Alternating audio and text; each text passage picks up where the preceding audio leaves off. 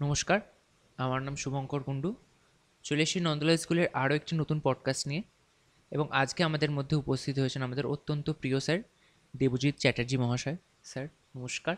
নমস্কার। কেমন আছেন আগে বলুন? ভালো আছি। আচ্ছা, স্কুলের পডকাস্টে এসে কেমন লাগছে? ভালো, এটা তো নতুন অভিজ্ঞতা আমাদের কাছে। আচ্ছা, স্কুলে জয়েনিং মানে নন্দলাল স্কুলে আসা কবে? নন্দলাল স্কুলে শিক্ষক হিসেবে আসা 1995 আচ্ছা ফেব্রুয়ারি।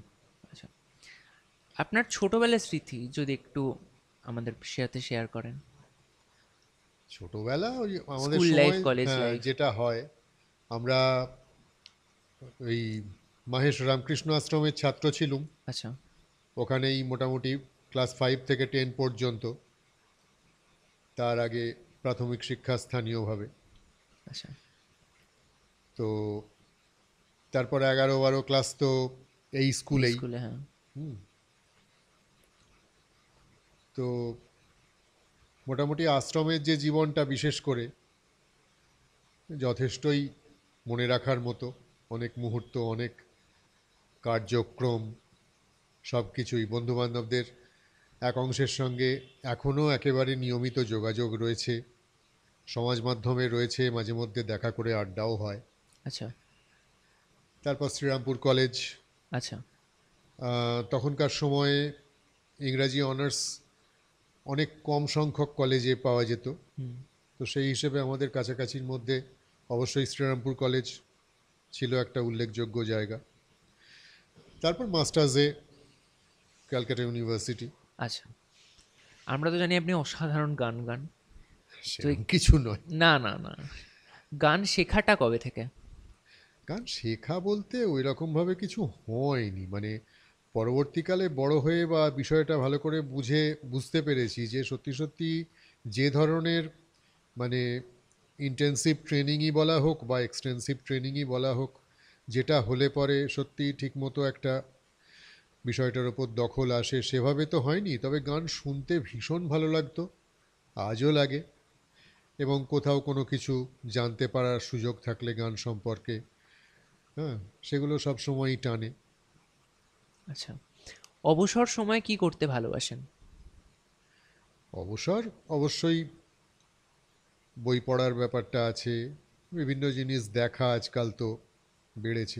আমরা মানে মনে পড়ে ছোটোবেলা থেকে যে সময়টা আমরা বড় হই, সে সময়তে রেডিওর একটা দারুণ ভূমিকা হুম। ছিল। মানে রেডিওর বিষয়টাই অন্যরকম ছিল। ফলে সেটা, মানে এমন এমন ব্যাপার ছিল, কিছু কিছু অনুষ্ঠান সেগুলো শুনতে হবে, সেগুলো অ্যাটেন্ড করতে হবে, তার জন্যে নিজের বাকি কাজকর্মকে সেইভাবে শেষ শিডিউল করে, করতে হ্যাঁ। হবে। এই ব্যাপারগুলো মানে রীতিমতো ছিল আর কি। এবং এটা মোটামুটি প্রায় গোটা রাজ্য জুড়েই, মানে এর কোনো শহর মফস্বল গ্রাম যে বিভাজন, হ্যাঁ, সেটা অতটা ছিল ছিল না। না। এমনই ব্যাপারটা এখন অন্যভাবে আছে বিষয়গুলো। আচ্ছা, আমরা এটাও জানতে পেরেছি আপনি একজন আগে রেডিও আর্টিস্ট ছিলেন। তো সেই সম্পর্কে যদি একটু এক্সপিরিয়েন্স শেয়ার করেন। ওটা ছোটোবেলাতে, আসলে ছোটোবেলায় কিছু কিছু অভিজ্ঞতা হয়ে যায়। যেমন কিছু কিছু গুণী মানুষের সঙ্গে কাছাকাছি আসার সুযোগ, তারপর তাঁদেরই উৎসাহে আমাদের সময়ে, ওই যে বললাম রেডিওর প্রসঙ্গটা বারবার হুম। আসবে, তো তখন রেডিওর একটা অন্যরকম গুরুত্ব। বিশেষ করে আমরা যারা ছোট, রবিবার দিন সকালের দিকে একটা দারুণ অনুষ্ঠান ছিল, শিশু মহল বলে। আচ্ছা। সেটা সেই সময়কার আমাদের ছোটদের পক্ষে দারুণ একটা আকর্ষণীয় ব্যাপার। এবং শিশুমহল পরিচালনা করতেন অনেকটা সময় ধরে, আমরা বড় হওয়ার আগে পর্যন্ত প্রায়, ইন্দিরাদি বলে একজন মানুষ ছিলেন। আচ্ছা। অনবদ্য, মানে যারা দেখেছেন বা শুনেছেন তাদেরকে নতুন করে বলবার কিছু নেই। তো সেই সময়ে আমি ওইখানে শিশুমহলে অডিশন দিই, তারপর পাশ করে ওখানে প্রোগ্রাম করা শুরু হয়। আকাশবাণীতে তখন মানে এই ধরনের ব্যাপারগুলো ছিল যে একেবারে ছোট বয়স থেকে 5-6 বছর বয়স থেকে যারা যাবে, তাদের মধ্যে যারা যোগ্যতা অর্জন করবে তাদেরকে অ্যালাউ করা হলো। নির্দিষ্ট সময়ান্তরে প্রোগ্রাম দেওয়া হতো, বা স্পেশাল কোনো প্রোগ্রাম হলে তারা ওখানে খোঁজ খবর রাখতেন যে যারা মানে আর্টিস্ট রয়েছে, যেসব শিশুরা, তাদের মধ্যে থেকে বেছে ডেকে পাঠাতেন, সেরকমও হয়েছে। আচ্ছা। তারপরে একটা সময় পরে একটু বড় হয়ে গেলে ওখানে কিশলয় বা ছোটদের আসর এরকম কয়েকটা বিভাগ ছিল। বিশেষ করে ছিল যেটা শনি ও রবিবার বিকালের দিকে গল্প দাদুর আসর বলে আচ্ছা। একটা অনুষ্ঠান, এবং আমরা যে সময় বড় হচ্ছি, জাস্ট ওই কিশোর বয়সটাতে আসা, সেই সময় অনুষ্ঠান পরিচালনা করতেন ওই বিখ্যাত আবৃত্তিকার ছিলেন পার্থ ঘোষ। আচ্ছা। পার্থ ঘোষ, গৌরী ঘোষ যে হুম। আবৃত্তিকারের কথা শোনা যায়, উনি স্টাফ ছিলেন ওখানে। আচ্ছা। তো ওই সময়ে আমারও ওই বয়সটা চলে আসে, মোটামুটি ওই 9, 10 থেকে 14 পর্যন্ত গল্পদাদুর আসরে বিভিন্ন অনুষ্ঠানে অংশগ্রহণ করি, পার্থদার স্নেহ পাই, আচ্ছা। অনেক কিছু অভিজ্ঞতা হয়। এই মানে মোটামুটি বড় হওয়ার আগে পর্যন্ত ওই অংশটুই। পরবর্তীকালে বড় হওয়ার পর আকাশবাণীতে অন্যভাবে যাওয়ার সুযোগ থাকে, সেগুলো আর পার্সিউ করা হয়নি। আচ্ছা, ইংলিশ ছাড়া আপনার ফেভারিট সাবজেক্ট কি?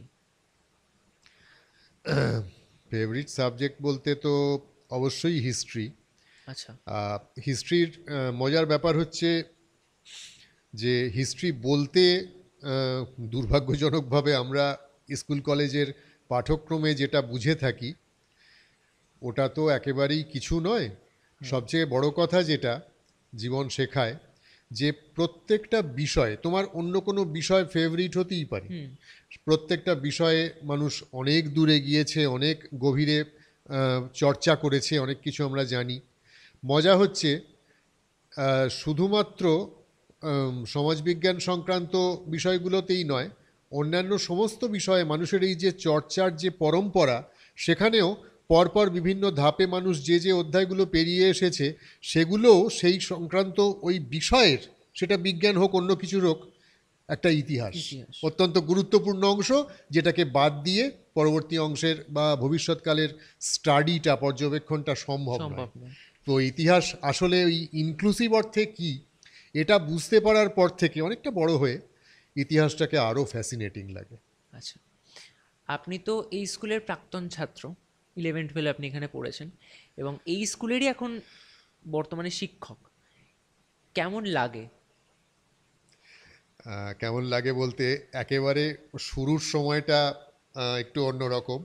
মানে 95 সালের ফেব্রুয়ারিতে, মানে এখান থেকে পাশ করে বেরিয়ে যাওয়ার প্রায় বছর দশেক বাদে, যখন এই মানে দ্বিতীয় ইনিংস শুরু করতে ঢুকলাম, তখন অল্প কয়েকজনকে বাদ দিলে বাকি সবাই তো মাস্টারমশাই। হুম।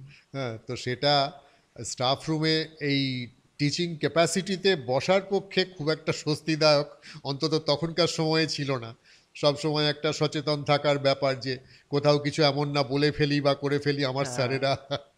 তো এই ব্যাপারটা যাই হোক, আস্তে আস্তে দু একজন স্যার এবং পরবর্তীকালে যারা এসছেন আমার থেকে সিনিয়র কিন্তু আমার স্যার নন আচ্ছা। সরাসরি, তারা আস্তে আস্তে আড়ষ্টতাটা ভেঙে দেন। তারপরে সব কিছু স্বাভাবিক হতে থাকে। আর ছাত্র জীবনে তো মানে অবশ্যই তখনকার সময় যথেষ্ট আনন্দেই কাটিয়েছি। হুম। যদিও সময়কালটা ততটা ব্যাপার নয়, ওই যে 11-12 ক্লাস মানেই আমরা জানি, বলা হয় শিক্ষাবর্ষ 2 বছর, আসলে তো 1.5 বছরের 1.5 বেশি বছর, নয়। হ্যাঁ। তার মধ্যে পড়াশোনায় বিশেষ মন ছিল না, নানা দিকেই মন ছিল। তো যার ফলে একটু এদিক ওদিক চলে যাওয়ার ব্যাপারও ঘটতো। এরকম হয়েছে যে কোনো বয়স্ক মাস্টার মশাই, নাম বলছি না, ওই নিচের লাইব্রেরির সামনের ওই অংশটাতে দেখা হয়েছে, মাথায় হাতটা বুলিয়ে আদর করে বললেন, সব ক্লাসগুলো করবি তো বাবা, আমার ক্লাসটা করিস। তো এই রকম ধরনের শাসন ছিল আর কি, আচ্ছা। বোঝাই যাচ্ছে।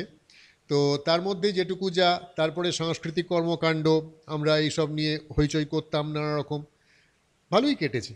আচ্ছা, আপনি তো, আবারও বলছি, স্যার ভীষণ ভালো গান গায়। তো কি ধরনের গান গাইতে বা শুনতে পছন্দ করেন? দেখো, গাইতে মানে গাইবার ক্ষমতা থাকলে মানুষ গাইবে, সেরকম কিছু ব্যাপার নয়। তবে হ্যাঁ, এটা বিশ্বাস করি যে যদি সারবস্তু বলে কিছু থাকে গানের মধ্যে, অর্থাৎ নিছক গানের মতো দেখতে কিছু একটা না হয়, সেটা সব ধরনের গান অবশ্যই শোনা উচিত এবং খুব গুরুত্ব দিয়ে শোনা উচিত। আর তোমাদের সময়ে বা আরও বয়স্কও যারা আছেন বা ছোট যারা, যারা গান বাজনা নাচ ইত্যাদি চর্চার মধ্যে থাকে, তাদের অবশ্যই এটা খেয়াল রাখা উচিত যে ওই জানলাগুলো খোলা রাখতে হবে, হুম। সব রকম শোনা, সব রকম বোঝার চেষ্টা করা, সব কিছুর থেকেই কোনো একটা পার্টিকুলার স্ট্রিমকে তুমি পার্সিউ করছো, সব কিছুর থেকেই কিছু না কিছু নেওয়ার থাকতে নেওয়ার, পারে। হ্যাঁ। তো এই যে ব্যাপারটা, এটা দরকার, এই ইনক্লুসিভিটি ব্যাপারটা খুব জরুরি। আচ্ছা, এটা স্যার, এই নেক্সট কোয়েশ্চেনটা একটু আমার ব্যক্তিগত কোয়েশ্চেন। সেটা হচ্ছে মানে আপনাকে ক্লাসরুমে আমি কোনোদিনও কোনো স্টুডেন্টকে, হ্যাঁ অনেকে বদমাইশি করেছে, আপনি খুব মিষ্টিভাবে তাকে বুঝিয়েছেন, ঠিক আছে, কোনোদিনও যে তার গায়ে হাত তোলা বা শাস্তি দেওয়া, এটা কেন দেখিনি। না, প্রথমে একটু বলি, দীর্ঘ সময়ের ব্যাপার, প্রায় 30 বছর হতে চলেছে শিক্ষক হিসেবে। অতটা অ্যাবসলিউটলি নয়। তো তোরা ভালোবাসিস বলে বলছিস, ওরকমভাবে থাকাও যায় না। হ্যাঁ, কেউ কেউ আমাদের সহকর্মীদের মধ্যে সত্যিই থাকেন অনেকটা। আমরা অতটা হয়তো পারিনি, কোনো কোনো ক্ষেত্রে মেজাজ নষ্ট হয়ে যায়, কিছু ঘটে যায়। কিন্তু হ্যাঁ, যেহেতু আমরা এটা বিশ্বাস করি যে স্কুল তো মানে বাড়িরই একটা এক্সটেনশন, বাড়ি এবং পাড়ার। তো যতটা সম্ভব বুঝিয়ে বলে সব কিছু, মানে তাদেরকে, বড় হয়ে উঠছে তারা, বিভিন্ন রকমের অভিজ্ঞতার মধ্যে দিয়ে যাচ্ছে। আমরা একটা বয়সের পরে এসে, তোরাও এখন কিছুটা বড়, যেভাবে পুরনো দিনের অভিজ্ঞতাগুলোকে দেখতে পারিস বা দেখতে শিখেছিস, ওই বয়সে ওই সময়ে সেটা তো সম্ভব হয় না। তাই তারা নানা রকম প্রতিক্রিয়া দেখিয়ে ফেলে। তো সেগুলোকে আমরাও ওই ক্লাসরুমের ভেতরে কাজ করতে হবে, সিলেবাস এগিয়ে নিয়ে যেতে হবে। এই যে সীমাবদ্ধতার ব্যাপারগুলো, তার মধ্যে সবসময় যে মেজাজ রাখতে পারা যায় তা নয়। তবে হ্যাঁ, চেষ্টা করেছি যতটা সম্ভব। এবং তার জন্যেই অন্যান্য বোধ, অভিজ্ঞতা ইত্যাদির সঙ্গে সঙ্গে খুব স্বাভাবিকভাবে এটা সারা পৃথিবীতেই চলে যে রসবোধের জায়গাটাও অনেকটা আহ, প্রয়োজন লাগে আচ্ছা। সামলাতে। সমস্যা আর কি, যে প্রতিটি, ধরা যাক একটা শ্রেণীতে এরকম বেশ কয়েকজন ছাত্র আছে, তারা প্রত্যেক দিনই সমস্যা তৈরি করবে। তা যে শিক্ষক বা শিক্ষিকা যদি প্রত্যেকটা ক্ষেত্রেই রেগে যান, হুম। তাহলে পরিস্থিতি সামলানো তার নিজের পক্ষে, তিনি যা করতে এসেছেন, যা করবেন বলে ভেবেছেন ক্লাসটাকে নিয়ে, সেগুলোর পুরোটাই ডিস্টার্বড হতে বাধ্য। হ্যাঁ, 100 ফলে এইগুলো বিভিন্ন কৌশল হিসেবে কাজে লাগে সেই বিষয়টাকে 100 সামলে রাখতে। 100। তারপর ব্যতিক্রম কখনো কখনো ঘটে যায় বই কি, তখন শাস্তির ঘটনা ঘটে সবার ক্ষেত্রেই। 100। আচ্ছা স্যার, আপনি তো বেশ কিছু বছর হলো নন্দলাল স্কুলে আছেন অ্যাজ এ শিক্ষক। তো নন্দলাল স্কুল এবং এখন তো 150 বছর চলছে, যদি এই বিষয়টা নিয়ে যদি একটু এক্সপিরিয়েন্স শেয়ার করেন। আমাদের ব্যাপারটা হচ্ছে যে এগুলো মানে ওই আলাদাভাবে এই একটা ইউনিটে কাজ করি, ইউনিটটা এই ছিল, এই হয়েছে, আমার মতে এইভাবে বলার মধ্যে খুব একটা বিশেষ কিছু থাকে না। কারণ আহ, সমাজে সব মিলিয়ে যা চলছে পরিস্থিতি, বিদ্যালয়ের বাইরের যে বৃহত্তর সমাজ যেভাবে সব কিছু এগোয়, তার যা কিছু ভালো দিক মন্দ দিক সব কিছুর সঙ্গেই তো আমাদের হুম সংশ্লিষ্ট থাকতে হুম হয়। তো সেই হিসেবে এটা, তোরাও এখন বড় হচ্ছিস, তোরাও দেখতে পাচ্ছিস যে পরিস্থিতি সব দিক মিলিয়ে খুব একটা সুখকর নয়। সমগ্র দেশেরই একটা অন্যরকম সময় চলছে। তো সতর্কতা, স্বচ্ছতা এগুলো খুব প্রয়োজন। তো সেখানে আমাদের এই যে সরকারি বাংলা মাধ্যম বিদ্যালয়গুলো, তারা এখনো পর্যন্ত যে বিরাট সংখ্যক মানুষকে মানে কেটার করে, আজকের ভাষায় বলতে গেলে, হুম যে সেখানে মানে এত রকমের সীমাবদ্ধতার মধ্যে তাদেরকে চলতে হয়। তবু সেই অবস্থার মধ্যে বেশ কিছু প্রতিষ্ঠান চেষ্টা করছে যত রকমভাবে পারা যায় ছেলেদের এই চলার পথটুকুকে, এই ফরমেটিভ ইয়ার্স, এই যে জীবন গড়ে তোলার কয়েকটা বছর, যতটা সম্ভব ঠিকঠাকভাবে তাদের পাশে দাঁড়ানো, যতটুকু যা করা যায়। এবং আমাদের স্কুল অবশ্যই সেই রকমই একটি প্রতিষ্ঠান। অনেক ক্ষেত্রে মানে চোখ কান খুললেও দেখা যায়, আর ভালো করে অনুধাবন করার চেষ্টা করলে তো বোঝাই যায় যে যথেষ্ট আহ, লড়াই করে এগিয়ে যাওয়ার চেষ্টা করছে ছাত্রদের পাশে থাকার ব্যাপারটা, এইটা নিয়ে 100 যতটা সম্ভব ভালোভাবে পারা যায় সকলের সহযোগিতায়। 100। আমি অনেকবার বলেছি স্যার অসাধারণ গান গায়, তো এই পডকাস্টটা শেষ হোক আপনার দুকলি গানে। এই রে, এইরকম ভাবে মুশকিল। হ্যাঁ স্যার, দুকলি, দু লাইন জাস্ট। আচ্ছা, আসলে এইরকম ভাবে ক্যাজুয়ালি বসলে তো অনেক কিছু মনে এসে যায়, আবার সবটা ঠিকভাবে মনে আসেও না। আচ্ছা, হ্যাঁ, হ্যাঁ। এটা হয়। সেই অর্থে রেগুলার চর্চার মধ্যে যারা থাকেন তাদের ক্ষেত্রে আলাদা হয়। আপনার তো যেটা মনে হয় দু একটা লাইন করলেই হবে। মনে পড়ছে, আমি সেই অর্থে কোনো কিছুই পারি না, একটা চেষ্টা করি, একটা গজল মতো আর কি। তো কে লিখেছিলেন এই মুহূর্তে নামটা মনে করতে পারছি না। আচ্ছা। তো আমি এটা শুনেছিলাম অনেক বছর আগে পঙ্কজজির কণ্ঠে, পঙ্কজ উধাস। হুম। হ্যাঁ, একটু চেষ্টা করি।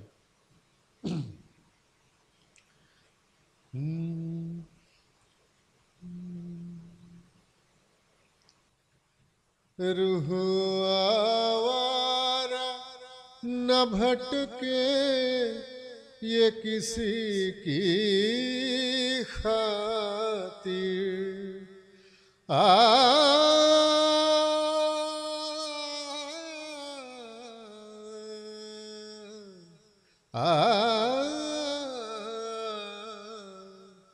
रूह आवारा न भटके ये किसी की खातिर।